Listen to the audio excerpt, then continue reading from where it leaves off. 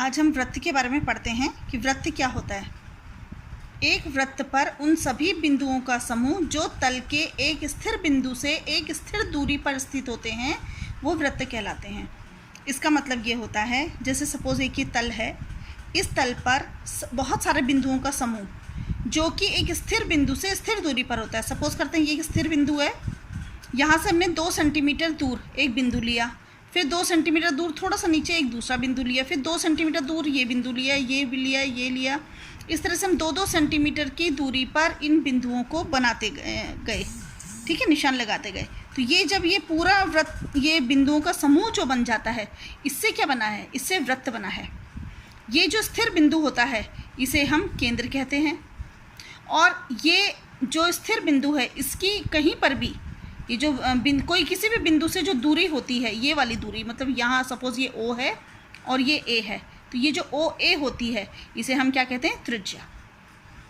अब आता है कि केंद्र को, मतलब त्रिज्या को हम एक दूसरे तरीके से भी बता सकते हैं। ये क्या है? ये जो त्रिज्या है OA की, केंद्र को वृत्त के किसी बिंदु से मिलाने वाली एक रेखा है। मतलब त्रिज्या को हम रेखाखंड के रूप में बोल सकते हैं कि केंद्र को वृत्त के किसी बिंदु से मिलाने वाला रेखाखंड वृत्त की त्रिज्या कहलाता है। यहाँ पर त्रिज्या क्या हो गई? OA। ये जो रेखाखंड है OA, ये हमारा त्रिज्या है। अब आता है यदि सपोज एक वृत्त हमारे पास दिया गया है, ठीक है, जैसे सपोज एक वृत्त ये है, तो ये वृत्त हमने कहाँ बनाया? एक तल के ऊपर बनाया। तो इस वृत्त ने तल को कितने भागों में बांटा? तो 3 भागों में बांट देता है ये। एक वृत्त के अंदर का भाग, ये वाला भाग, मतलब ये वृत्त के अंदर का भाग। एक वृत्त के ऊपर, यानी कहीं पर भी, चाहे वो वृत्त में यहाँ पर हो या यहाँ पर हो या यहाँ पर हो। और एक होता है वृत्त के बाहर का भाग, ठीक है। तो जो भाग बाहर का होता है, सपोज ये वाला बिंदु है, ये वृत्त के बाहर वाले भाग में स्थित है, यानी कि ये बहिर्भाग कहलाता है। ये वाला जो बिंदु है ये वृत्त के अंदर स्थित है, इसे हम अभ्यंतर कहते हैं। और ये जो बिंदु है ये वृत्त पर स्थित है, तो ये वृत्त कहलाता है। तो इस तरह से जो तल होता है इसे वृत्त जो होता है वो 3 भागों में विभाजित कर देता है। अब आता है वृत्त की परिधि क्या होती है या जीवा क्या होती है। तो देखिए, यदि वृत्त की परिधि, सबसे पहले वृत्त की परिधि समझिए। वृत्त की परिधि क्या होती है? ये एक वृत्त है, यदि हम यहाँ से, इस बिंदु से इस पूरे वृत्त की लंबाई को नापेंगे, यानी इस पूरी लंबाई को यहाँ से लेके यहाँ तक, तो इस पूरी लंबाई को हम वृत्त की परिधि कहते हैं। तो वृत्त की संपूर्ण लंबाई ही वृत्त की परिधि कहलाती है। अब हम इसे स्केल से तो नाप नहीं सकते, तो हम ऐसा करेंगे, एक धागा लीजिए, इस धागे को इस बिंदु पे रखिए और इस धागे को गोल गोल घुमाते जाइए, इसके ऊपर रखते जाइए, और जब ये लास्ट में यहाँ पर आ जाएगा तब उतने पूरे लंबे धागे को स्केल से नापिए, तो जितना भी आएगा वो वृत्त की परिधि कहलाएगा, ठीक है। अब जीवा क्या होती है? सपोज हमारे पास एक ये वृत्त है, ठीक है। इस वृत्त पे हमने कहीं पर भी 2 बिंदु ले लो, एक बिंदु ये है और एक बिंदु ये है। इन दोनों वृत्त को यदि दोनों बिंदुओं को मिला दें तो ये जो रेखाखंड बनता है इसे हम जीवा कहते हैं। सपोज एक बिंदु ये है, एक बिंदु ये है, इन दोनों को मिला लिया तो ये एक दूसरी जीवा है। यहाँ पर एक बिंदु ले लेते हैं, एक बिंदु यहाँ ले लेते हैं, इन दोनों को मिलाया तो ये एक जीवा है। एक बिंदु यहाँ लिया और इसको मिलाया तो ये एक जीवा है।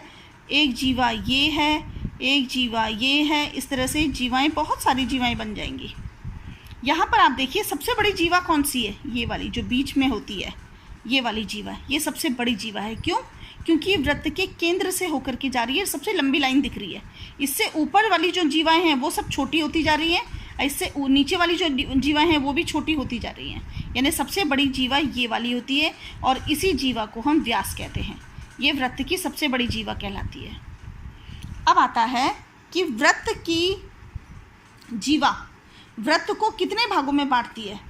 तो वृत्त की जीवा, सपोज आप ऐसा देखिए, एक हमारे पास एक वृत्त है और अभी तक हमने जीवाएं ऐसे लंबी ली थी, जरूरी थोड़ा ना कोई भी 2 बिंदु ले लीजिए, एक बिंदु ये है, एक बिंदु ये है, तो ये भी तो एक जीवा है। तो ये जीवा ने वृत्त को कितने भागों में बांटा? 2 भागों में बांटा। एक वृत्त भाग ये वाला है, ये पूरा पोर्शन, और एक ये वाला जिसे मैंने शेडेड किया है, दूसरा भाग ये है, ठीक है। तो इस तरह से जो वृत्त की जीवा होती है वो वृत्त को 2 भागों में बांट देती है और उसे हम वृत्तखंड कहते हैं। जो बड़ा पोर्शन आपको दिख रहा है, जो वाइट पोर्शन है, ये बड़ा है इसलिए ये दीर्घ वृत्तखंड कहलाता है।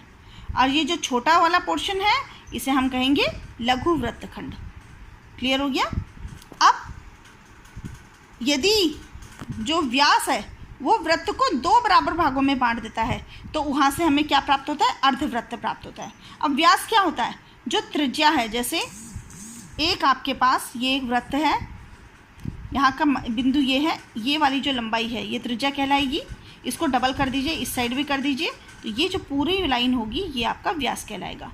और जो व्यास होता है वो पूरे वृत्त को 2 भागों में बांट देता है, 2 समान भागों में। एक भाग ये है और एक भाग ये है, दोनों भाग समान होंगे। तो जो व्यास होता है वो दोनों समान भागों में बांट देता है और यहाँ से हमें अर्धवृत्त प्राप्त होता है। अब देखते हैं चाप क्या होता है। तो 2 बिंदुओं के बीच स्थित वृत्त के भाग को चाप कहते हैं। मतलब ये आपका एक वृत्त है, यहाँ पर हमने कहीं पर भी 2 बिंदु ले लिए। एक बिंदु हमने सपोज ये लिया और एक हमने ये लिया। इस बिंदु को हमने ए नाम दिया और इस बिंदु को बी नाम दिया। तो इनके बीच का जो भाग होगा, मतलब ए और बीच का जो भाग होगा, कैसा वाला? ये वाला भाग, इसे हम क्या कहेंगे? चाप। और यदि हम नीचे से देखते हैं तो एक ही चाप ये है, और इसे हम ऊपर से देखते हैं तो एक ये दूसरा चाप ये है। तो देखिए, दिख रहा है आपको कि ये वाला चाप जो है छोटा है, इसकी लंबाई छोटी है ना? तो इसकी लंबाई छोटी है तो हम इसे क्या कहेंगे? लघु चाप। और जो ये ऊपर वाला चाप है, ये चाप बड़ा दिख रहा है, इसे हम बोलेंगे दीर्घ चाप। अब यदि दोनों चाप बराबर हों तो प्रत्येक चाप को अर्धवृत्त कहते हैं। मतलब ये समझिए आप, ये एक वृत्त है और ये जो व्यास वाली जो लाइन होती है ना, यहाँ पर एक बिंदु यहाँ लीजिए और एक बिंदु यहाँ लीजिए, ठीक है? तो एक चाप तो नीचे ये बन गया और दूसरा चाप ये बन गया। तो ये दोनों के दोनों चाप जो हैं बराबर होंगे। तो यहाँ से हमें क्या मिलता है? इस चाप को हम क्या बोलेंगे? इस चाप को हम अर्धवृत्त बोलते हैं। अब आता है कि त्रिज्यखंड क्या होता है। अभी त्रिज्यखंड जो है वो चाप से ही प्राप्त होता है। सपोज हमारे पास एक वृत्त ये है और हमने 2 बिंदु ले लिए, एक बिंदु ये लिया और एक बिंदु ये लिया, और इन बिंदुओं को हमने केंद्र से मिला दिया। तो देखिए, केंद्र से जब हमने इस बिंदु पे मिलाया, ये एक त्रिज्या प्राप्त हुई है, और इस केंद्र से यदि हम इस बिंदु को मिलाते हैं तो ये कि दूसरी त्रिज्या प्राप्त हुई है। ये दोनों बराबर होंगी, त्रिज्याएँ तो हमेशा बराबर होती हैं। तो ये भी एक त्रिज्या है, ये भी एक त्रिज्या है। तो दोनों त्रिज्याओं के और ये चाप के मध्य का पोर्शन, ये जो चाप है, सपोज करते हैं ये केंद्र O है, तो ये OA ये एक त्रिज्या है, OB ये भी एक त्रिज्या है, और ये एक AB जो है ये एक चाप है। तो चाप और त्रिज्या के बीच का जो भाग होता है उसे हम त्रिज्यखंड कहते हैं। यहाँ पर भी ये दिख रहा है आपको, ये वाला जो शेडेड जिसे मैंने किया है, ये आपको छोटा वाला भाग दिख रहा है, तो इसे हम लघु त्रिज्यखंड कहते हैं। और ये वाला जो भाग है, जो वाइट वाला भाग आपको दिखाई दे रहा है, ये भी तो पूरा भाग है, ये भी 2 त्रिज्या और चाप के बीच का भाग है, तो इसे हम दीर्घ त्रिज्यखंड कहेंगे। अब हम इसमें 2 प्रमेय को देख लेते हैं, फटाफट देख लेते हैं, इसे शॉर्टकट में देखेंगे। वृत्त की बराबर जीवाएं केंद्र पर बराबर कोण अंतरित करती हैं। इसका मतलब आप इस तरह से समझिए, आपके पास एक वृत्त है, ठीक है? इसमें हमने 2 जीवाएं ले ली हैं, एक जीवा हमने ये ली और एक जीवा हमने ये ली। दोनों जीवाएं बराबर हैं। बराबर मतलब ये AB एक जीवा है और ये CD दूसरी जीवा है। सपोज करते हैं दोनों जीवाओं की जो लंबाई है वो बराबर है, तो यदि केंद्र से कोण बनेगा, मतलब यदि यहाँ पर केंद्र है, इस केंद्र से एक कोण ये बनाइए, तो जीवाएं केंद्र पर कौन सा कोण बना रही है? ये वाला कोण बना रही है। और ये वाली जो जीवा है वो केंद्र पर कौन सा कोण बनाएगी? वो इस तरह से बनाएगी, ये वाला कोण। तो देखिए, AB ने जो कोण बनाया वो कोण 1 था, CD जीवा ने जो कोण बनाया वो कोण 2 था। तो यदि बराबर जीवाएं होती हैं तो केंद्र पर बनने वाला कोण भी बराबर होता है। इसका मतलब जो कोण 1 है वो कोण 2 के बराबर होगा, ठीक है? अब इस दूसरे को देखिए, वृत्त के केंद्र से एक जीवा पर डाला गया लंब जीवा को समद्विभाजित करता है। कहने का मतलब ये है कि यदि आपके पास एक वृत्त है और वृत्त के केंद्र से, अब सपोज हमने कोई जीवा ले ली, सपोज हमने ये जीवा ले ली AB, और यहाँ इसका केंद्र यहाँ पर है O। तो यदि हम इस केंद्र से इस जीवा के ऊपर लंब डालेंगे, लंब मतलब 90 डिग्री का कोण बनाते हुए एक लाइन डालेंगे, तो ये जो रेखाखंड होगा ये इस पूरी जीवा को 2 बराबर भागों में बांट देगा। मतलब सपोज यहाँ पर C है, तो ये AC बराबर CB हो जाएगा, AC बराबर CB होगा। अब हम एक्सरसाइज 10.1 करेंगे। पहला प्रश्न आपका, खाली स्थान को भरिए। वृत्त का केंद्र वृत्त के किस भाग में स्थित होता है, बहिर्भाग में या अभ्यंतर में? तो वृत्त का जो केंद्र होता है वो अंदर स्थित होता है, यानी अभ्यंतर में स्थित होता है। एक बिंदु जिसकी वृत्त के केंद्र से दूरी त्रिज्या से अधिक है वो वृत्त के किस भाग में स्थित होगा? इसको इस तरह से समझिए, एक ये वृत्त है आपके पास और ये त्रिज्या है। सपोज करते हैं त्रिज्या जो है लंबी है, यहाँ पर है ये, तो ये कहाँ पर होगा? ये वाला जो भाग होगा ये बाहर होगा। ये जो बिंदु है ये वृत्त के बाहर है, तो ये बहिर्भाग में होगा। वृत्त की सबसे बड़ी जीवा वृत्त का क्या होता है, अभी बताया था आपको, तो ये व्यास होता है, व्यास। एक चाप डैश होता है जब इसके सिरे एक व्यास के सिरे हों। अभी मैंने आपको जिस समय वो समझाया था, चाप समझाया था, तो आपको बताया था कि यदि व्यास के सिरों पे से यदि हम चाप बनाते हैं तो वो अर्धवृत्त कहलाता है। तो ये चाप जो होगा ये क्या होगा? ये अर्धवृत्त होगा। ठीक है। वृत्तखंड एक चाप और डैश के बीच का भाग होता है। वृत्तखंड क्या होता है? ये चाप के बीच का और एक जीवा के बीच का भाग होता है, जीवा। एक वृत्त जिस तल पर स्थित हो उसे कितने भागों में बांटता है? अभी थोड़ी देर पहले मैंने समझाया था, 3 भागों में बांट देता है। अब हम इसमें करेंगे सत्य और असत्य। जो हमारा दूसरा सवाल है वो है सत्य असत्य बताइए। केंद्र को वृत्त पर किसी बिंदु से मिलाने वाला रेखाखंड वृत्त की त्रिज्या कहलाती है। बिल्कुल सही है। जब आपको त्रिज्या समझाई थी तब बताया था कि जो बिंदु होता है और वृत्त के कहीं पर कोई बिंदु हो उसको केंद्र से जब मिलाते हैं तो वो तो आपकी त्रिज्या कहलाती है। एक वृत्त में समान लंबाई की परिमित जीवाएं होती हैं। परिमित मतलब सीमित जीवाएं होती हैं, तो सीमित नहीं होती हैं। वृत्त में बहुत सारी जीवाएं होती हैं, असीमित जीवाएं होती हैं, यानी कि ये असत्य है। तो ये आपका सत्य था और ये आपका असत्य है। यदि एक वृत्त को 3 बराबर चापों में बांट दिया जाए तो प्रत्येक भाग दीर्घ चाप होता है, ये सही बात है। वृत्त की एक जीवा जिसकी लंबाई त्रिज्या से दुगनी होती है वृत्त का व्यास होता है। तो त्रिज्या से दुगना जो होता है वो व्यास कहलाता है, ये भी सही है। त्रिज्यखंड क्या होता है? जीवा और संगत चाप के बीच का भाग होता है। तो त्रिज्यखंड क्या होता है? अभी बताया था कि जो जीवाएं होती हैं और संगत नहीं, त्रिज्यखंड जो होता है वो संगत चाप और त्रिज्या के बीच का भाग होता है। यहाँ पर जीवा है, जीवा नहीं होना चाहिए, त्रिज्या होना चाहिए, तो ये असत्य है। वृत्त एक समतल आकृति है, तो सही है। वृत्त जो होती है समतल आकृति होती है। इसमें 10.3 का क्वेश्चन नंबर 1 देखिए। वृत्तों के कई जोड़े खींचिए। प्रत्येक जोड़े में कितने बिंदु उभयनिष्ठ हैं? उभयनिष्ठ मतलब कॉमन है। उभयनिष्ठ बिंदुओं की अधिकतम संख्या क्या है? तो पहले हम वृत्तों के जोड़े खींचते हैं। जैसे हमने एक वृत्त ये बनाया और जो दूसरा वृत्त है बिल्कुल अलग से बना दिया। तो इनमें उभयनिष्ठ क्या है? कुछ भी इनमें कॉमन नहीं है क्योंकि वृत्त एक दूसरे को टच नहीं करते हैं। तो यहाँ पर जो उभयनिष्ठ बिंदु हैं उनकी संख्या कितनी हो गई? 0। अब यदि हम इसको इस तरह से बनाएं कि एक वृत्त ये है और इसी से टच होते होते दूसरा वृत्त चला गया, तो यहाँ पर इनके उभयनिष्ठ बिंदु कितने हो गए? मतलब इनको कॉमन बिंदु क्या हुआ? तो देखिए एक ही बिंदु पर टच हो रहा है ये, तो इसके उभयनिष्ठ बिंदु कितने हो गए? 1। अगला सवाल देखिए। यदि एक वृत्त है और दूसरा वृत्त इसको काटता हुआ चल देता है, तो यहाँ पर कितने बिंदुओं पे कट रहा है? ये एक, ये और एक ये, तो ये इसके उभयनिष्ठ बिंदु हैं। तो यहाँ पर उभयनिष्ठ बिंदु कितने हो गए? 2। सवाल है आपका उभयनिष्ठ बिंदुओं की अधिकतम संख्या क्या होगी? तो उभयनिष्ठ बिंदुओं की अधिकतम संख्या 2 ही होगी। ठीक है, तो उभयनिष्ठ बिंदुओं की अधिकतम संख्या 2 होगी। अगला सवाल देखिए।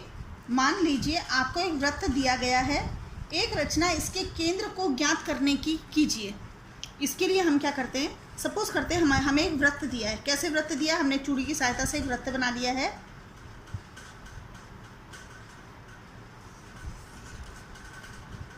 अब हमें नहीं पता कि इसका केंद्र कहाँ पर है क्योंकि हमने प्रकार से नहीं बनाया। ठीक है, तो अब इसका केंद्र ज्ञात करने के लिए हम क्या करेंगे? तो इसका केंद्र ज्ञात करने के लिए सबसे पहले इसके ऊपर 2 जीवाएं डालेंगे।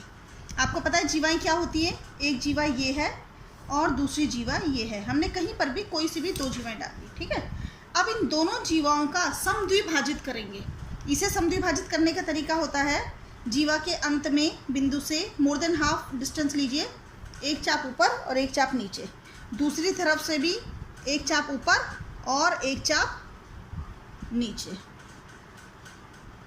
नीचे, ठीक है। अब जो ये दोनों चाप हैं इनको मिला दीजिए, तो ये हमने इस तरह से मिला दिया। अब ये वाला जो रेखाखंड है, अभी तक हमने रेखाखंड ए बी को समद्विभाजित किया, अब हम रेखाखंड सी डी को समद्विभाजित करेंगे। इसे समद्विभाजित करने का भी वही तरीका है, बिंदु सी पर रखिए और एक चाप इस साइड में और दूसरी चाप इस साइड में लीजिए, फिर डी पर प्रकार रखिए, मतलब डी को केंद्र मानिए और एक चाप इधर डालिए और एक इधर डालिए। अब इन दोनों चापों को मिला दीजिए, तो देखिए ये जो प्रतिच्छेद बिंदु हैं इनके दोनों को, इनको मिला लो। ये एक रेखा ये आई थी समद्विभाजक, दूसरी रेखा ये वाली आई समद्विभाजक। ये दोनों के दोनों रेखाएं देखिए किस बिंदु पे कटती हैं, ये वाली इस बिंदु पे कटती है, मतलब ये इसका केंद्र होगा। इसे आप ओ नाम दीजिए और यही आपका केंद्र है।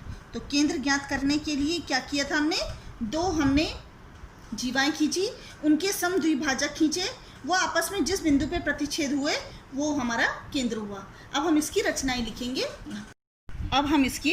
लिखेंगे। सबसे पहले हमने जो जो काम करते गए एक एक स्टेप हम वैसे लिखते रहेंगे। तो सर्वप्रथम हमने चूड़ी की सहायता से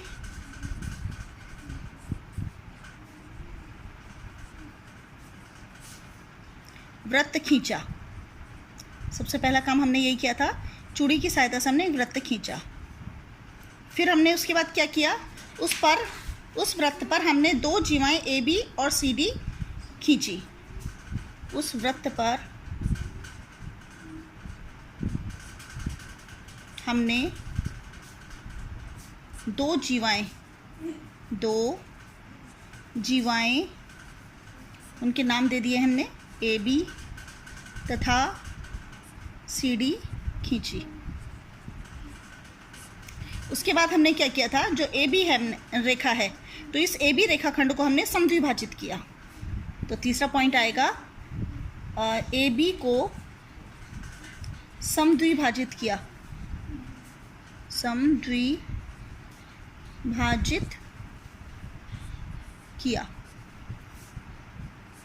उसके बाद हमने सी डी को समद्विभाजित किया, फिर हमने सी डी को समद्विभाजित किया।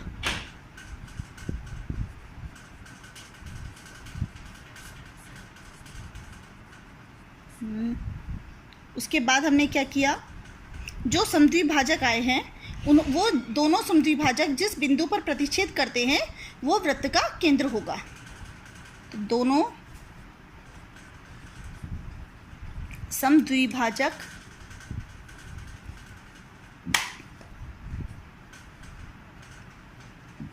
जिस बिंदु पर प्रतिच्छेद करते हैं वही बिंदु वृत्त का केंद्र होगा।